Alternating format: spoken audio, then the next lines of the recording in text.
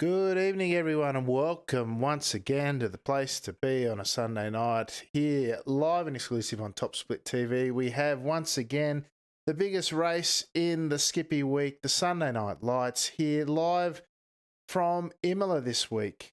I'm your host, Alex McKellar, and joining me once again is the chaotic one himself, Corey Steinhauser. Corey, big bumper crop of talent here tonight once again as we look forward to another startling race out there on track tonight. Yeah, exactly, Alex. We have 20 cars here for this race tonight with a large strength of field. Not surprisingly, though, Imola is a great track combination for the Skippies. And with the new tyre model, things are definitely going to be very interesting here tonight, Alex. Yeah, looking forward to it, mate. Big bumper crop. We've got a strength of field for those playing at home of just over 4,700. Biggest one of the week. The warm-up race even surpassed by about 300, but the nearest after that was about 35. So once again, proving to be very popular with the skip barber community, and don't we love it? The skip barbers themselves give us some great action out on track, and the community itself is bursting with talent and good folks to boot. So tonight we've got 20 car field. They're all out there on their qualifying runs now. Corey, what do you expect from the racing here tonight? Well, with Imola having this really long, kind of windy straightaway that leads into what is the Tamburello chicane, we can expect to see quite a bit of drafting and a few dive bombs into that area. Aqua Minerale is another good area to attempt to make a move, but if you're brave, but it doesn't really pull off too well. A couple of really great passing zones on this track and very technical sessions as well, Alex. So this should be a pretty entertaining race, if I do say so myself. Yeah, looking forward to it, mate, as the guys are out there now on the first of their two hot laps. I feel like it's going to go one of a couple of ways. Either we're going to have a tightly knit pack, really not looking to do much towards the until it hits the closing stage. There'll be carnage, and who knows? We might get a combination of both, but I guess only time will tell. It's a long lap around here, about 2 minutes 20 odd, or 2 minutes. What am I thinking? 202s are a quick time around here. So these guys, being amongst the best in the world, will certainly show us how it's done. Track temp out there tonight is about 26 degrees, so we might see a low 202, maybe a 201 in draft, but I guess it's all ahead of us still. Jose Sawyer out there for Piston Sim Racing Team. He's burst onto the scene this season. Only car 11 here tonight, but that belies his pace. Of course, once you get into this sort of field, the number on the plate, which represents your seeding, doesn't often mean too much. Most of the guys in here can win it. Speaking of someone in here who could win it, Luke Whitten sneaking in as car number 20, if you can believe it, Corey. I know Luke's been working his way back into Skippy form, but not often you see him with a car plate number 20, mate. No, it's not, Alex. And considering that we have 20 cars in this field, for him to beat a 20 car means that we have assembled some great drivers out here today. One of which being also the Team Milo teammate of Luke Whitten, Sammy J. Toykala, who is actually on top of the timetables right now with a 202.7, Alex. Yeah, 2027, that's a decent first lap, I have to tell you. A lot of people happy to get in the 202s in a race once the tyres are up to spec, but Sammy's showing how it's done already. Edwards currently sitting in P2, similarly with a 202.8, and Gourlay in third provisionally with the first one in the 203s. So fascinating to see Toykala out so far ahead at the moment. He's pretty much on par with Edwards, but then a couple of tenths down to Gourlay. But this second lap, of course, is where it all comes together, Corey. Yes, indeed, Alex. And as history has shown us throughout the previous events of this season, these guys will probably be looking at maybe getting into the low 202s, like a 202.1 or 2, or maybe even into the mythical 201s, which I wouldn't put it past a couple of these drivers to be able to master. I'll be certainly looking at the number one plated car, Tim Hendrickson, to try and topple that feat, Alex. Absolutely. He's just gone around Minerali now up towards Alta, the final. Really challenging to chicane here. The guys thinking about how they set up their cars as to whether or not or how hard they attack the curbs. You can see there Hendrickson giving them a good nudge. Not running too wide there, but using every bit of the track available to him. Why don't we just ride on board with him now as he tries to attack the time of Toykala now. Toykala would be closing in on his second lap. He's still top of the pops at the moment with a 2:02.7. What has Hendrickson got for us here tonight as he comes out of the final part of Rivatsa now on the final closing straight? 2:02.4 is what Toykala's done. He's still provisionally on pole. What has Hendrickson got for us? He's got a 2:02.6. Not enough to grab pole. It is enough to jump him up to P2 though, Corey. Good effort there from Hendrickson. Yeah, indeed it was, Alex, and such a shame that he was so close but so far away. But as this is Imola after all, that run into turn one is definitely a difficult one, filled with danger. It would be up to the most skilled of these drivers to be able to navigate it without coming a cropper at some point, Alex. Yeah, absolutely. There's a couple of guys still out on track. Perhaps the only one with a chance of setting a time is Rodriguez, who's on track at the moment. We might see, because he's yet to set a lap. He's got about 16. No, he's not going to be able to do it from there. I wouldn't have thought. It's too much distance to cover, and not enough time to do so. I am going to abandon that for the minute, and then jump straight into our grid because otherwise we might just run out of time. All right, let's do this one. All right, we are, of course, at Imola here tonight, where Sammy J. Toykala for Team Milo has taken out pole. P2 went to Tim Hendrickson from Team Torpedo. Gourlay in P3, I should say, with Simitok Esport on his car. Just 2/10 behind. Another one in the 2/10 range.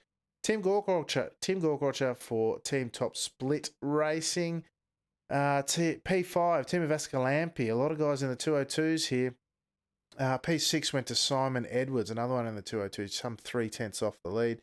P7 went to Anthony Catt, his UK and I compatriot. P8, a Breaking Bad Motorsports own. Christian Kabanka once again up early to race with us. Julian O'Fray, the three-plated car with a 203 and P9. P10 went to Leah Anderson, the third of the UK and I drivers. P11 to Ben Snell, second of the Team Milo drivers. Team Ovaltine's Håkon Grebstad in P12. As we go over the page, Norbert Rebelski with a 203.5 in P13. Luke Witten, the final Team Milo driver, the final driver in this field in P14. The Cowboy himself, Sam Devantier in P15 tonight. Kevin Henderson, the last of the ANZ Club drivers in P16. David Stefanini from Italy, great to see him back. Spoke to him during the week in P17. P18, Cristobal Otero Roman from Iberia and across Simart competition. Jose Soria, who we spoke about earlier, failed to set a time for Pistons Sim Racing Team, as did Javi Tobara Rodriguez in P20. As we said, 47.09 the strength of field tonight, and the all-important track temperature the race starts. is 26. Thank you, Sodi. Let's go and grab someone on the grid, see if we can't find someone to watch. Where's a decent camera angle? There we go. The starter takes his position. The red lights mean rev. Green lights mean go. And we are away on the first of 12 laps here tonight as they run down to the first chicane. On the way down to this very challenging section of the course. What will we see here? Will we see 2, 3, 4 wide in here? Certainly a couple. Oh, there's some contact behind Henderson running wide after contact with Witten by the looks. There's cars strewn everywhere.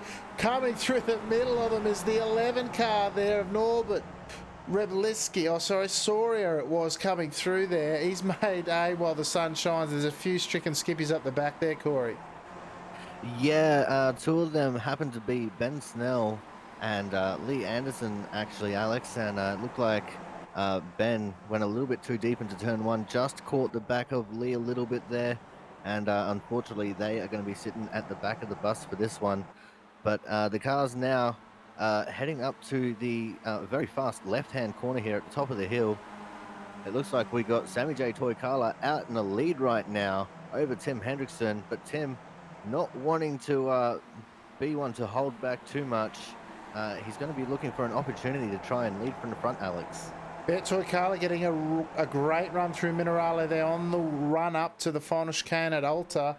Variante Alta, of course. This final, very challenging chicane again. I see Gorkrotch taking a slightly defensive line, making sure no one has a look up the insides. They run very wide there. You've got to be very careful. There is a slowdown, a very menacing slowdown if you run too wide on the exit out of Alta. On the way down the hill now through this slight kink at 13, down to Ravazza at 14, 15. Very interesting couple of last corners. You carry through second gear, use every bit of the exit of the runoff at 14 on the approach to 15, the final corner there, to maximise your speed up this very long straight, Corey.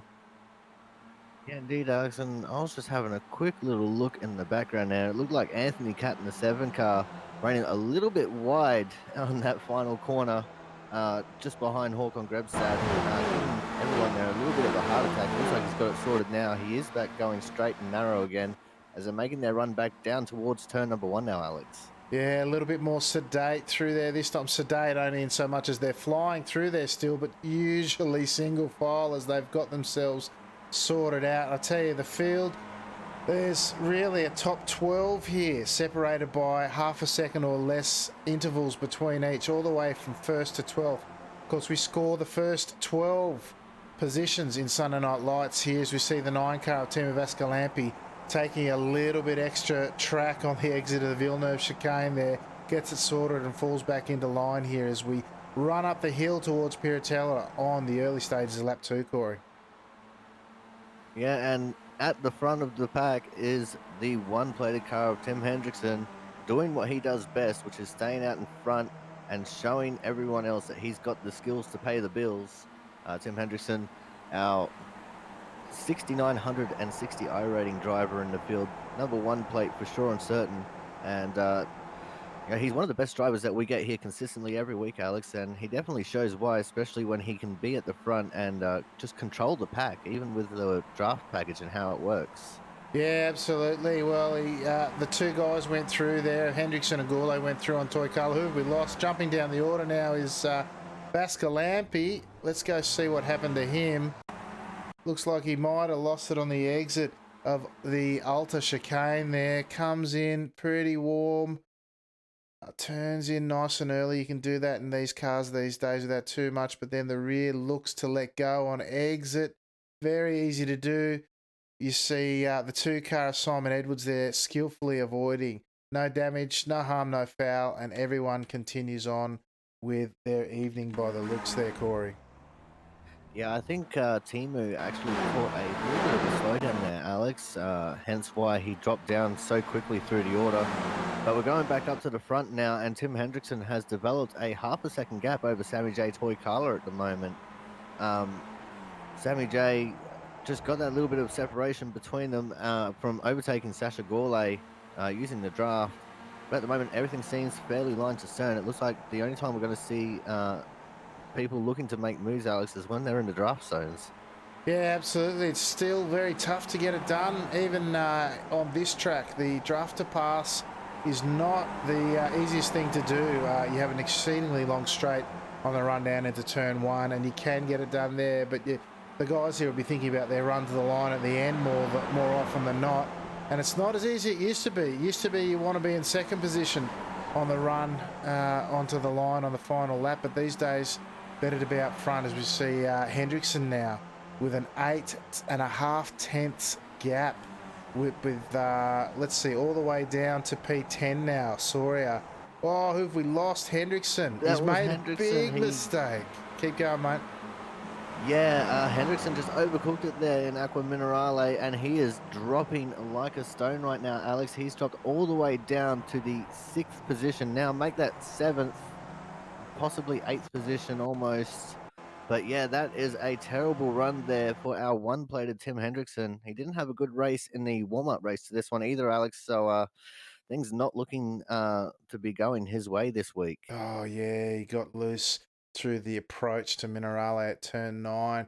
Really crossed it up and then almost lost it there as he ran onto the grass and ran wide. Would have picked up a decent slowdown at the same time, and he's managed to hang on to it, but that's cost him dearly. As we jump back up the front now, we see 3 wide across the line, and we see Gorkrotcher coming into play. Toykala now, Gourlay leading them out, of course, now with O'Fray well and truly in this as well.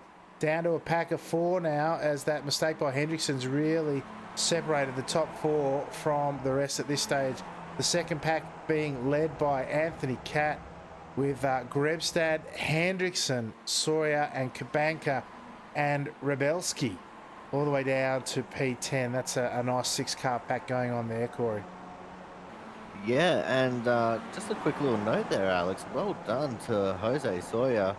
He started in 19th, and last time when they crossed the line, he's up into 9th position there, Alex. So well done there to Sawyer. I think he's sitting in about 8th position at the moment, which is quite the incredible feat for only being 4 laps into this race.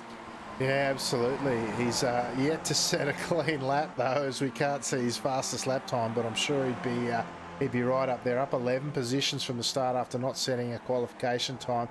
The fact that he hasn't managed to get around for a clean lap suggests why he may not have set a quali time and why he's having to work so hard, but certainly driving through this field at that sort of pace is a fantastic effort from Sawyer. It'll be interesting to see how far he can get, as the guys now up front, led by Gourlay, have attacked that final Alta chicane there. And meanwhile, you've got Cat in P5 really chasing down the drivers in front, leading this angry pack of cars who all want to be up there in the mix, Corey. Yeah, now if these guys were smart and they all know that Tim Hendrickson's got pace wherever he drives, it might be worth getting Tim Hendrickson to lead this little bit of a pack, and or at least try and do the leapfrog technique to try and catch up to this front pack of 4. And if they could manage to do that, Alex, that'll be about a 10-car pack battling for lead. As we see these guys going 3 wide as they just go past the pit exit there. Looks like they're getting it back down to 1 and 2 wide now here for the chicane section. And these guys are definitely trying to fight for every little position they can get at the moment, Alex, trying to get whatever advantage they can. Yeah, we saw Hendrickson jump 2 positions there. Grebstad left him the room to get it done, and perhaps following that strategy that you suggest, looking to hang on and see if he can't bridge that gap. But with 7.5 laps remaining, the question is, does he have time to bridge a 2.5-second gap? We know he's quick, but is he that quick? And the problem for the guys trailing now is, can they hang on? Out to 6/10 now as Grebstad made a slight mistake through the Tosa hairpin. The question is, can he hang on to the Flying Dutchman, Tim Hendrickson? We jump back up front now and we see the run down through 9 into 10 at Minerale. We see Toykala this time leading them around, getting a nice clean run. These guys not afraid to swap positions on the straight, but I imagine the elbows will be out a bit further down the field, Corey. Yeah, that's exactly right, Alex. But right now, these guys at the front of the field are playing the smart game. They're only leapfrogging a little bit. They're trying to stay as single file as they can, wherever they can, to try and make sure this gap between them and the hard chargers that are right behind them, being led by Hendrickson, is growing every single opportunity that they can get. Because they know with Tim Hendrickson leading that pack, and you know how fast that second pack is, that they could be upon them at any moment. So it's a real thinkers kind of game right now with the way that these guys are trying to figure out a strategy for this race. And it just goes to show that one small mistake doesn't mean that you're completely out, but it means that you're going to have a hard time trying to make up for it, Alex. Yeah, well, that's right. He didn't make much inroads in that lap, though. He's 3.2 seconds behind now is Hendrickson, and he's got all these guys queued up behind him looking for their shot at the titles. They go 3 wide behind him, and we see Grebstad up the inside now. He's got to contend with Kabanka. They're going to go 2 by 2 through the first chicane now as they exit through Tamburello at 4, and this is playing into the hand of Hendrickson at least to secure his top 5. These guys have got themselves sorted, but again, up the inside of Kabanka now is Cat. Oh, can they make it work? It's very tough to get it done through Villeneuve on the outside there. He's cramped Kabanka for space. He's run wide on the exit. And once again, it's Soria looking to make it 3 wide. No, he backs out. He says, I'm up 11 positions or something. I'm up 10 or 11 positions. I'm not going to throw that away. Pulls back into line. But it might have cost them because Cat is now full second behind Grebstad, who's still just in Hendrickson's toe. And those two looking to run away and see if they can't catch the guys in front. But still, Hendrickson is 3.1 seconds behind this leading pack. These guys getting it done out in front. He's got his work cut out for him with just 6.5 to go, Corey. Yeah, but I must applaud Jose Sawyer there for the smart heads-up driving, not wanting to take it 3 wide through the hairpin. That takes quite a bit of thought power to think about it. But these guys are all showing that, you know, they've really got the skills, Alex. I say this every single week, but these guys just keep impressing me each and every time they hit the track. They're racing so cleverly and so close, but you know, they always seem to come out of it still smelling like roses. Yeah, absolutely. So we hop on board now with the driver of Julian O'Fray. Let's see what happens into this first chicane here. P3 often gets a good run here. Will he be close enough to have his shot at the lead? But you see the guy in front crosses the line first. You really want to be in first position when you cross the line. He's going to have a look now. On his outside is Gourlay. Gourlay backs off and lets him through. Very, very close to the rear tailpipe of Toy Carla there, but gets it done safely as they go through the exit of Tamburello there on the start of lap 7, Corey. Now, Alfred's close enough that he probably could have looked for a move here coming into Villeneuve, but smarter head prevailed there and thought better of it. Very tough to get a pass done in that section as we head to the hairpin now. And these guys are absolutely on edge, Alex. They're fighting tooth and nail. It's going to be hard to decide who's going to be a winner out of these four and whether or not Tim Hendrickson can even catch up to these guys, as it looks like the chasing pack there behind Hawkon has actually started to catch up to the both of them. Yeah, I'm looking at Hendrickson's lap times. He's around the 2:02.7. He's about 2 to 3 tenths off the pace of the front runners. And in fact, Cat has actually bridged the gap now and is in the draft of Grebstad, some 7 tenths gap there. And there's 3 cars chasing behind him that all want, or 3 or 4 actually, that all want a shot at these guys fighting for the top 5. Hendrickson now, he's got a couple of tenths back. He's now 2.9, but I'd suggest he's running out of laps, and these guys, unless they get silly up front, these guys in the second pack are racing for P5, Corey. Yeah, well, that'll be exactly it, Alex. It's very hard to try and bridge such a vast gap of about 2 seconds, I think it's worth at the moment, between Gorecrotcher and Hendrickson. And you know, with large gaps like that, you know, it is still doable. Don't get me wrong at all. It is still very doable. But, yeah, it's not going to be a very easy battle at the moment, Alex, especially when you've got to think about trying to defend from the guys behind you as well. Yeah, that's right. As we see the front 4 now, line astern. Doesn't look like they're going to make any moves this time through. What about the second pack? Yeah. Grebstad says, thank you very much. Time for me to have a lead. Wonder what Henderson's thinking about there. Is he thinking that I've got the pace to bridge this gap? But Grebstad said, look, you've had your shot, mate. Now give me a go at it. As Hendrickson's all over the tail of him. He says, nah, I want that front position back as they go 2x2 into Villeneuve now. He gets it done. Hawkon Grebstad lifting off there. And what that has done, though, is it's allowed Cat to close right back up, as has the 4 cars behind, as we see Soria that time running very wide on the exit of Villeneuve there as they come through Tosa this time round at turn 7. That first or second gear, depending on your preference, hairpin there. On the run up to Piratella now, sweeping 3rd or 4th. I've seen some guys take this left-hander in 4th gear this week, but these guys, no doubt, hunting every 10th, every 100th or 1000th they can find. And still, it's Hendrickson now 2.8, even with that mucking up or mucking around towards those starting corners of this lap, still managing to bridge the gap a little bit. He was a 2:02.4 last lap, which is about on pace with the leaders as we jump back up to those guys now. but not fast enough to bridge the gap. And it's a funny thing that you'll find this season, the difference between the top guys is so small that these gaps, it's just so hard to bridge them, Corey. Yeah, and that's exactly right, Alex. And that goes back to what I was saying on the previous lap. Like, even though we know that Tim Hendrickson is one of the best skippy drivers that we have that comes and races with us consistently, those gaps are just so hard to try and bring down. And you can manage them quite well, but bringing them down is another story completely. As we head on to start lap number 9 now, it looks like Gorley wants to have a chance of leading this race as well. It looks like Alfred's going to follow in his tyre tracks to maybe try and get a move on Toy Carla as well, but he thinks better of it as the leaders now go back down to single file as they head through the first chicane, Alex.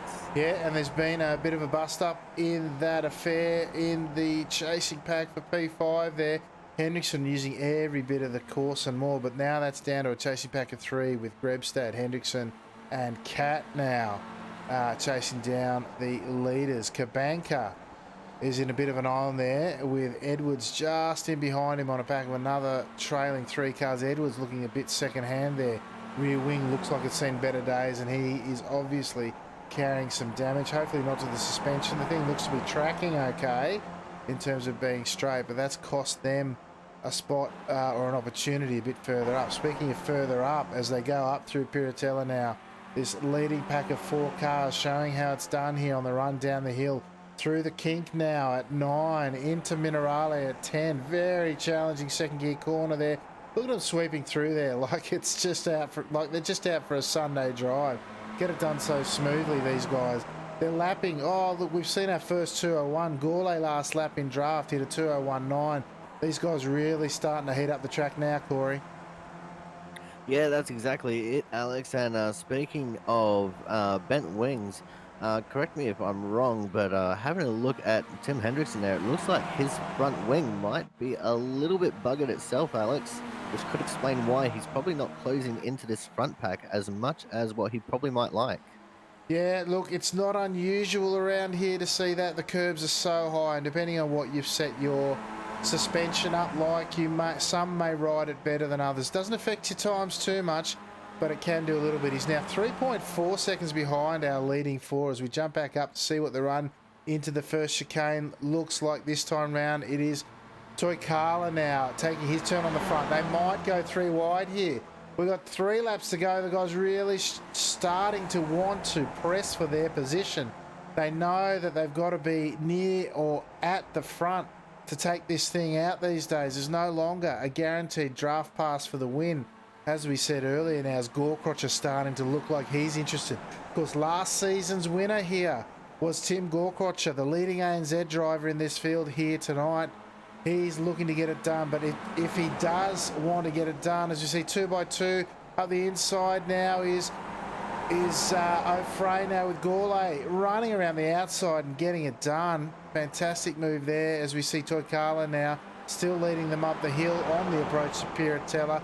As I was saying, Gorkrotcher now will have to think about it. He's got 2.5 to go, 2 when they cross the line next time round to get it done. And if he wants to win this race, he'll have to move forward, Corey. Yeah, that's exactly it, Alex. But knowing Tim Gorkrotcher, he'll be sitting there just biding his time at the moment, just waiting for the perfect opportunity to try and make a move. He's a little bit of a dark horse in these kinds of situations where he'll just sit back and watch, and he will take the advantage when he can get it. And when he does take that advantage, everyone soon knows about it because he's generally taking off from the rest of the pack very quickly. As we're going to go back and have a look at the second pack here, it looks like they have visually closed the gap up a little bit here, Alex, but I'm not too sure. My timing monitor is saying something completely different. But these guys have been fighting out pretty hard as well. They were actually 3 wide going over the start-finish line last lap. Yeah, Hendrickson's still leading them out there with Grebstad and Cat in hot pursuit. As we jump back up the front now, see what these guys are going to do on this time round as we hop on board with who we got. We've got O'Fray, I think it is. We hop on board the roll bar now, see if we can't get a shot. On the inside, you got Gourlay. 3 wide, inside, outside. Can they get it done? Looks like they can. Not the best camera angle, I have to say. I thought it might come better than that. But what we see now is Toykala's been shuffled back. What's Gorkrotcher going to do? He's going to defend 3 wide into Villeneuve? No.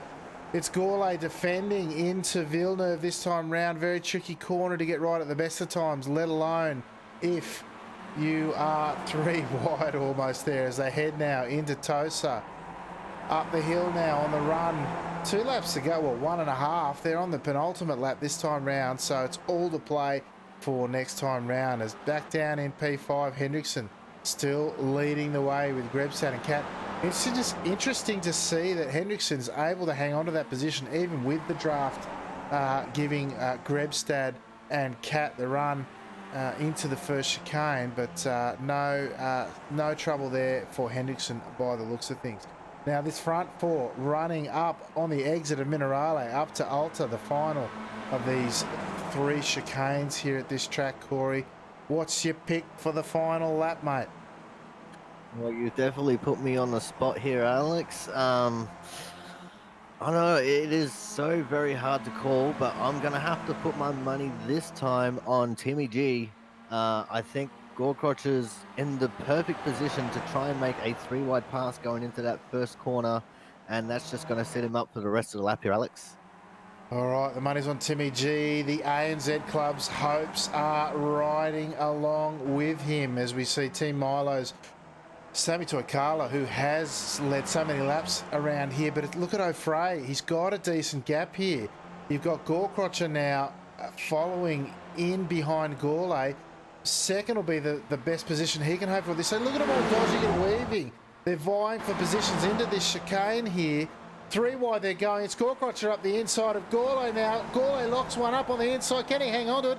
2 by 2. He's got the better drive there. He's left Gorkrotcher out to dry there. Gorkrotcher hanging on to it with incredible control there. Now they're going to go 3 wide again, are they? On the approach to Villeneuve? No. Gorkrotcher backs off. He lets Toykala through, and these 4 once again putting on a great show, getting it sorted. So many people here have come a cropper this week with the run into the first chicane. As we're speaking of come a cropper, out of Villeneuve, Cat has dropped his bundle, and it's Grebstad now who's taking the position from Hendrickson on the run up the hill towards Piratella for the final time. Back up front now. We've got these 4 cars now. I think the money's got to be on one of the front 2, Corey. Yeah, it definitely will at the moment now, Alex. My heart was skipping a beat, though, when they were going through turn 1, 3 wide. I almost thought I was going to have to go out and buy a lottery ticket. It was very close. But at this point, it's going to be very hard to see anyone getting a move done on Old Frey. And as I say that, we got Sasha Gourlay moving to the left to try and get the move done into the chicane. Frey grabs a lot of curbs, so does Gourlay. Sammy J is looking at making a move on Gourlay as well now. And it's absolutely getting close here, Alex, and it looks like in the background something has gone on. I see Tim Hendrickson floating around by himself, Alex, as these guys are going 3 wide into the penultimate corner now. We've got Toykala up the inside. He's got it done. He's up the inside of the final corner now. And we see Gorkrotcher 2 by 2 with Gourlay. I did not think Toykala could do it, but what's O'Fray got for him? What's O'Fray got for him on the line? Can he get it done? 2 by 2 now. What's going to happen on the line? It's Toykala. Toykala's got it by the narrowest of margins there. Coming in behind him was O'Fray, Gourlay and Gorkrotcher. There's a pack of 3 now. Edwards leading them back with Grebstad in 7th. No, he's dropped back here with Hendrickson. I'm going to go back and see what happened at that final chicane with Hendrickson and Grebstad and co. Let's see if we can't find... Oh, I think we've just caught it. Let's see what's happened with these guys here. Hendrickson on the run up the hill. He's got Cat in behind him. They're going to go 3 wide, are they? Into this chicane. Can you believe it?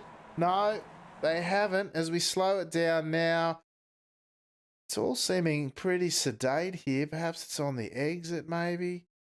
Yeah, Hendrickson into the rear of Grebstad. Turned him. And then looks like he's going to wait for him. He's just going to wait for Grebstad to get going. Oh, there's a pack of 3 coming through.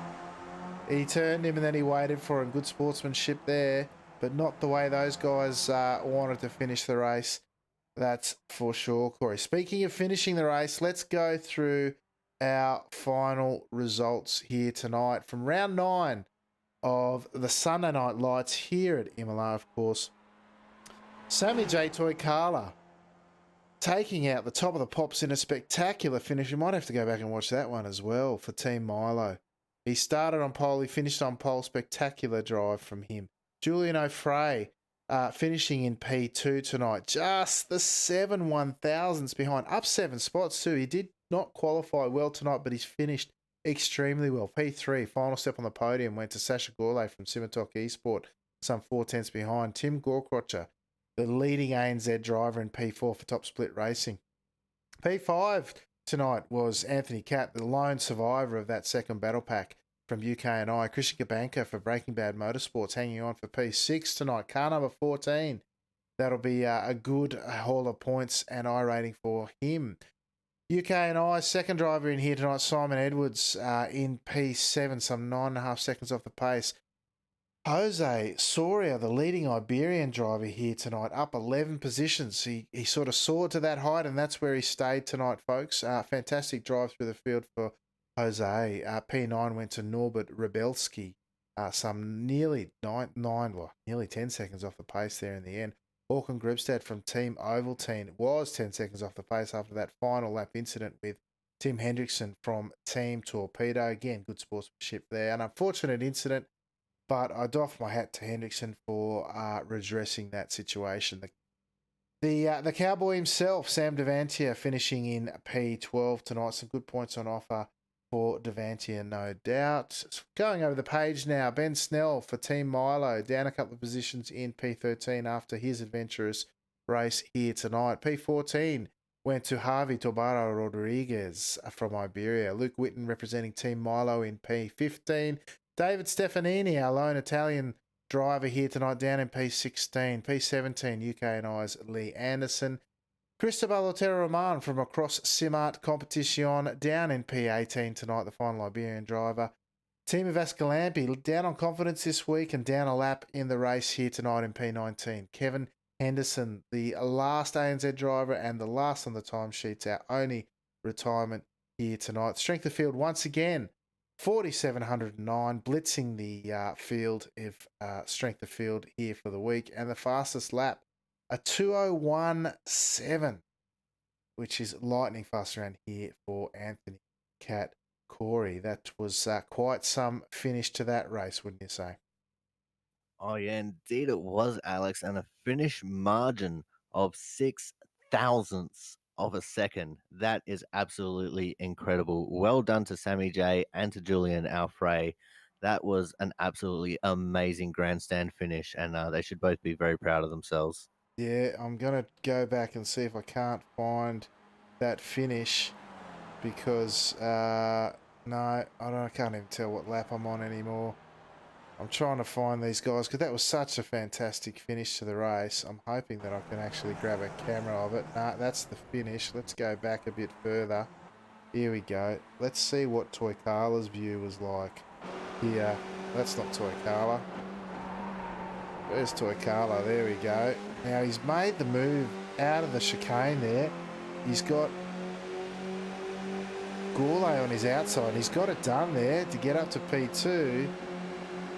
Well, then he's gone up the inside of the final. Oh, there's a little touch from Gourlay on O'Fray there on the exit of the penultimate corner there. And then as we watch here, we see what that margin actually looks like.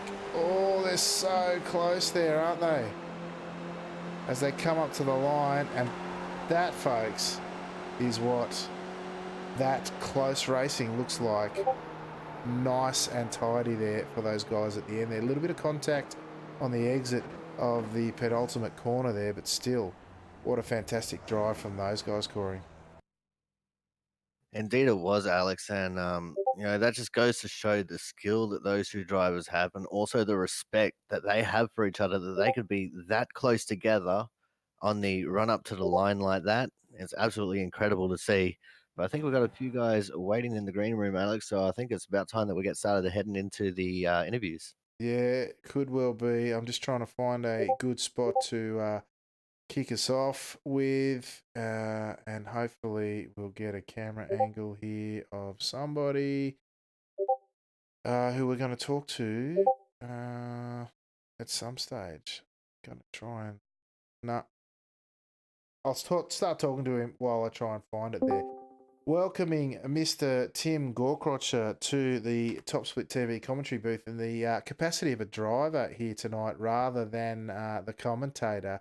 Tim, you had a box seat for the finish there. Perhaps not the position you were looking to complete the race in, but certainly looked like it was pretty action packed there in the closing stages.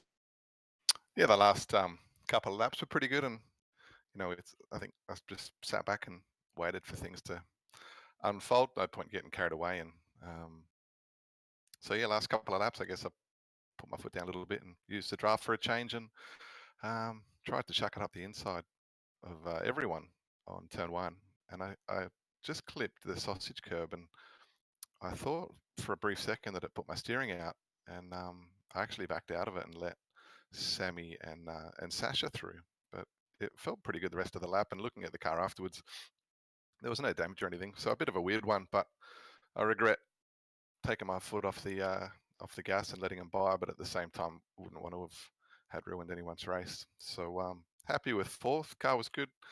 I really like Imola. Really enjoy it, and yeah, a good haul of points. So yeah, pretty enjoyable in the end.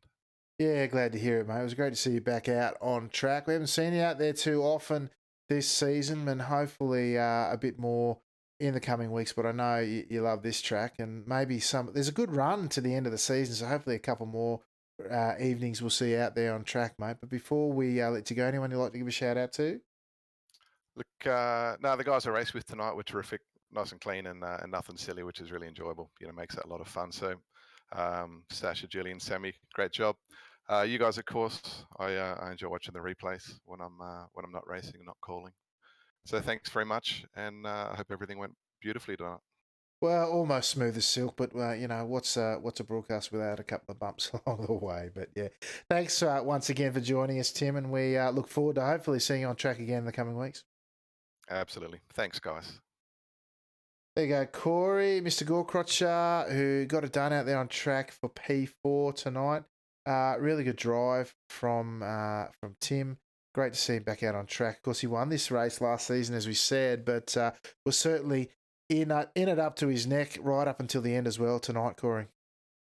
Yeah, that's exactly right, Alex. And Timmy G is an absolute stand-up bloke, not wanting to take everyone else out when he had that little bit of a run on the curb. Great stand-up guy, great driver, and I'm glad that I put my money on him, even though he didn't win, but he did almost get it done. And for that, that just goes to show the Aussie grit that he possesses to not only just run his races towards the front, but even just trying to go for the win when stacks are against him pretty much. Yeah, absolutely. Well, next on our Yeah. list tonight is Mr. Christian Kabanka representing Breaking Bad Motorsports. We just caught a bit of an off-track excursion from you there through Piratella on the opening laps, Christian. Quite an eventful race for you here tonight. I'm just happy I didn't spin out in front of the whole field. Oh my god, I was so scared. I thought I completely lost it there. Yeah, mate, it looked like an adventurous run, if nothing else. And but you did fight your way back up to P6 in the end. Of course, there was some incidents in front of you towards the end of the race that worked to your advantage, but up a couple of spots in a 4,700 plus strength of field, mate. Plenty of points on offer and a good result for you, I would have thought, rewarding your early rise in the day. Yeah, it was it didn't really look that way in the middle of the race, to be honest with you. It was a tough pack racing with Tim, Hakon, Anthony, and Jose. And me and Jose had a bit of a excursion through the chicane, and I lost the the three the three drivers in front of me, and it actually turned out to be a bit of a benefit because that I lost those guys, that I didn't end up being tangled in Tim and Hakon's wreck. Yeah, mate, it was probably a bit of a blessing in the end, as you say, that you didn't get caught up in that and were able to drive on through and finish with the good result that you did, mate. But we do appreciate you rising very early in the morning, your time, to join us, and hopefully we can see you again soon. But before we let you go, mate, anyone you'd like to give a shout out to? I like to give a shout out to Hakon for doing very well. It sucks about what happened to him. Yeah, unfortunate incident it was, but it's part of racing, and sometimes the coin comes down your way, and other times it doesn't. But listen, thanks again, Christian, and hopefully we'll see you in the coming weeks, mate. Yeah, see you then. Thank you. There you go, Corey, Christian Gabanka, Breaking Bad Motorsports. Of course, he's about like 5 in the morning his time. That's why I make reference to it. He's certainly more of a morning person than me, mate. I don't know about you. Yeah, well, I do really feel for him having to get up so early to come and compete in these races, but I'm glad he does. I'm no stranger to having a couple of races with some guys over on the west coast of America myself, being a broadcaster of a different league on a different channel.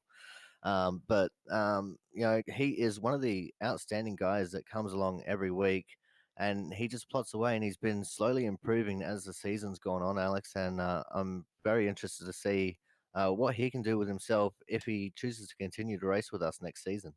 Yeah, mate, looking forward to bigger and better things, no doubt. Now we'll bring up Mr. Grebstad, who had a very unfortunate yet somewhat thrilling end to the race from a spectator's point of view. Hawken, not the way you would have Yeah, wanted to end the race, I'm sure. no, I'm a bit frustrated, sitting behind Tim for X amount of laps, and then the one time I'm in front of him in the chicane, he nails me. Yeah, mate, it was unfortunate. He carried a bit of speed through there, and just you know, it's last lap. You want to get a good run out of there, and sometimes the gap's not quite as big as you thought it was. But pleasing to see that he redressed it, although it left you down in 10th instead of 5th or 6th.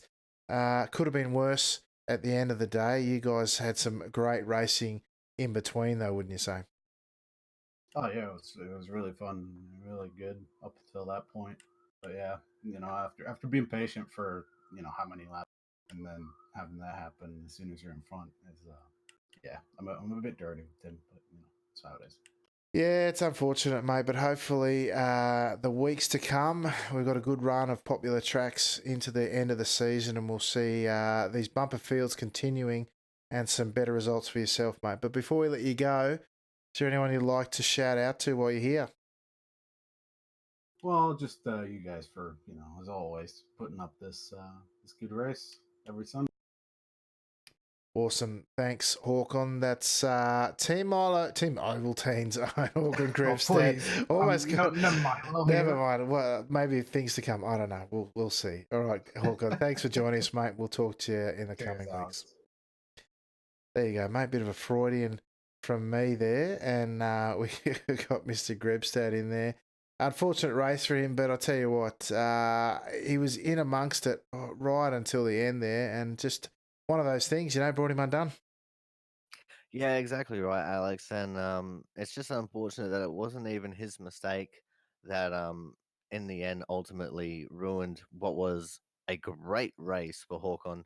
Um, it's really good to see Hawkon doing well and being up towards the front. And it's not something that we tend to see very often, but when we do, it's usually a great show to watch him um, showing what he can do in these cars, Alex. Yeah, absolutely. Now, our final racer here tonight is an actual Team Milo driver in Ben Snell. Ben, mate, not the race you were looking for. Looked like an excursion early. Might have cost you a bit of time, and it's tough to move back through this field, isn't it? Hi guys. I just want to start off by apologising to Lee Anderson for absolutely murdering him on the first lap. I wasn't ready for that checkup, and honestly, probably shouldn't be driving tonight. I'm all hopped up on cold and flu meds, but I'm barely managing to stay in control of the car at the moment. Well, mate, it's. I'm sure he appreciates the apology. I'm sure there's a few apologies floating around tonight because the racing was really hard and really fast, but fair at the same time for the most part. Even some good sportsmanship shown on track, I thought, at different times. But look, the pace was on out there tonight. We ducked into the 201s on a couple of occasions, and this track is made for the side-by-side racing that Skip's offer. It's just a shame you weren't further up and in amongst it, mate. Yeah, it's just unfortunate. I just don't have the car control tonight. I know where to go and how to go fast, just couldn't do it. So unfortunately, a little bit off pace, got stuck in the pack, made a few mistakes. Speaking of sportsmanship as well, I'd like to have a shout out to Yavi, who sideswiped me down the front straight on the last lap, going for a gap that wasn't there, and then backed right off and let me back through. So that was really nice of him. Yeah, that's awesome. Hendrickson did the same thing when he rear-ended Grebstad through the final chicane. It's great to see the community has that type of person in it where these sorts of things, they'd rather give up the position than win it or take it in such circumstances. So once again, showing that the Skippy drivers are some of the best going around, not only in terms of their skills, but in terms of their sportsmanship as well. So a great effort by Harvey, and great to see that sort of display of sportsmanship out there. Well, Ben, thank you for joining us for another week. Anyone you'd want to give a shout out to before we let you go? Just as always, shout out to you guys for putting on the broadcast. Thanks for everybody that rocking up and kicking my ass. Go Team Milo, and of course, welcome to our newest member, Grebo, apparently. That's it. I didn't want to, you didn't want to let any cats out of the bag, but who knows? All right, Ben. Thank you for joining us, mate. We'll talk to you in the coming weeks. All right, thank you.